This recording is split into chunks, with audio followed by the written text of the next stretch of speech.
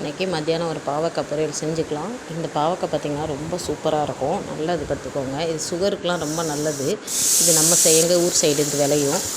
எங்கள் காட்டுகளெல்லாம் பார்த்திங்கன்னா எங்கள் நிலத்துலலாம் விளையும். இப்போதைக்கு வந்து நம்ம கடையில் தான் வாங்கியிருக்கிறோம். இப்போ இந்த பாவக்காய் பார்த்திங்கன்னா நல்லா மண்ணாக இருக்கும். ஏன்னா மழை நேரம் பார்த்திங்கன்னா அதனால் நல்லா வந்து தண்ணியில் அலசிட்டு அதுக்கப்புறம் பார்த்திங்கன்னா காம்பு மட்டும் அந்த இது மட்டும் ஆஞ்சிட்டு உப்பு போட்டு நம்ம வந்து வேக வச்சிடணும். ஃபஸ்ட்டு கொஞ்சமாக தண்ணி ஊற்றி இதில் பாவக்காயில் தண்ணி வரும்.